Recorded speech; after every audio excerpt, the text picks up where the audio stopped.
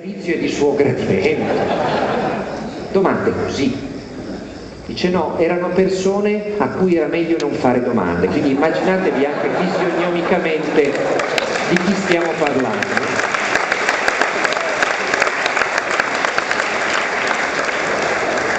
Oltre ai quadri ogni tanto sparivano anche dei pezzi dell'argenteria, ma loro sempre ingenui non collegavano queste strane presenze con questi fenomeni paranormali, come la scomparsa delle posate. Una sera sparisce addirittura il migliore amico di Berlusconi. C'è una cena, una festa, tutti i migliori amici di Berlusconi, quindi Mangano, Dell'Utri, Previti non c'era, Confalonieri, c'erano le rispettive signore, e c'è il migliore amico dell'epoca del Cavaliere, che è Luigi D'Angerio, che si faceva chiamare principe di Sant'Agata, ma in realtà non era principe di niente, era un cazzaro qualunque, infatti era il migliore amico di Silvio Berlusconi.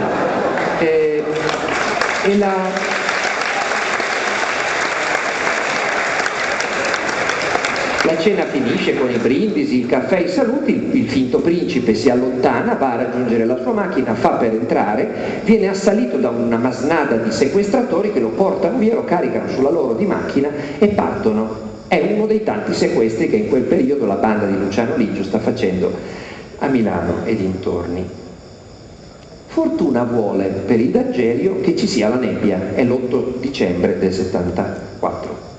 Quindi nella nebbia la macchina va a sbattere contro un palo, i mafiosi sono tutti un po' così, non sanno manco più dove si trovano, questo riesce a vincolarsi, seppure claudicante, riesce a raggiungere trascinandosi a una caserma dei carabinieri dove denuncia il fatto, quelli accorrono sul posto, trovano ancora, non più la macchina ovviamente che è stata portata via, ma dei vetri e il documento dimenticato da uno dei sequestratori. Famiglia Vernengo, sono i fiancheggiatori di Luciano Liggio.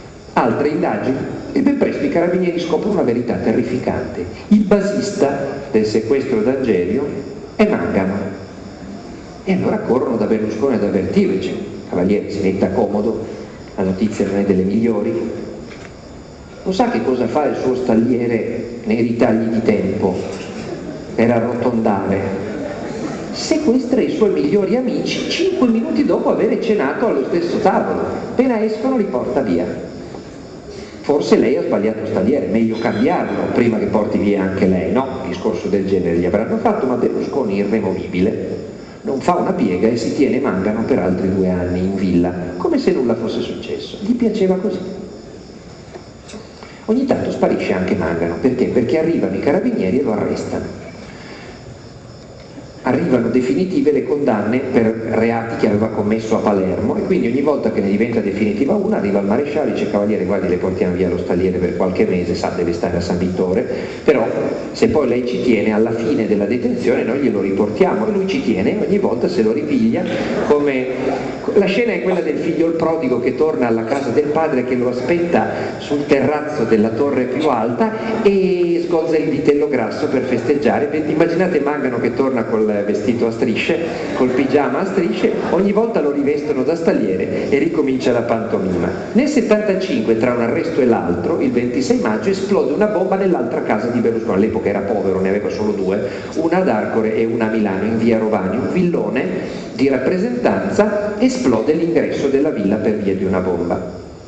In un'intercettazione successiva Confalonieri e Berlusconi parlano e dicono che quella bomba l'aveva messa Mangano, quindi loro sapevano che lo stalliere era così un po' esuberante e quindi quando si annoiava ad Arcore andava nell'altra casa e ne faceva saltare un pezzo, ma così proprio con ragazzate, no? Sono creature in fondo, devono svariarsi un po' anche loro. Da quel momento comunque la Fininvest comincia regolarmente a pagare un fisso a Cosa Nostra a scanso di equivoci. Nell'ottobre del 76, cioè 1 anno e mezzo dopo, finalmente Mangano se ne va. Sta tornando per la seconda volta da San Vittore, con la sua solita pigiama a strisce, si ferma in edicola, trova un giornale locale che titola in prima pagina: c'è un mafioso a casa Berlusconi. Mangano, fisionomista com'è, si riconosce, dice: questi parlano di me. Allora, tutto preoccupato per l'immagine del Cavaliere, corre in villa, va da Dell'Utri, che è quello che l'ha assunto, e dice: guardi cosa scrive il giornale, dice: c'è un mafioso in villa, secondo me parlano di me. Dell'Utri gli dice: vabbè, ma che ti preoccupi, che ti frega, lascia che i giornali scrivano, rimani, no? L'altro dice no, ma non vorrei che il cavaliere, con tutto il bene che mi vuole, no, per carità, eccetera, anzi.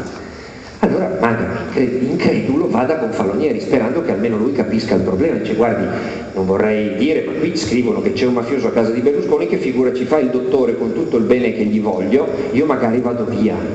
E con Falonieri, ma no, ma lascia scrivere un mafioso in casa di uno più uno meno, tra l'altro, poi lascia che scrivano, a Silvio se te ne vai gli dispiace. Per cui Mangano deve insistere proprio per andare via, c'è una colluttazione alla fine, lui che cerca di uscire, loro che lo trattengono, alla fine avrà tirato fuori la pistola e sarà riuscito finalmente a liberarsi da quella casa. Se ne va nell'ottobre del 76, poco distante, risistema la famiglia in Sicilia, torna a Milano e va a soggiornare all'Hotel Duca di York nel centro di Milano, dove continua a fare il suo vecchio mestiere, che naturalmente non è lo stalliere, ma è quello di mafioso, rappresentante di Cosa Nostra a Milano per il traffico di droga. Borsellino lo definirà testa di ponte della mafia al nord, e il riciclaggio del denaro sporco. Ogni tanto qualche bombetta e qualche sequestrino così per tenersi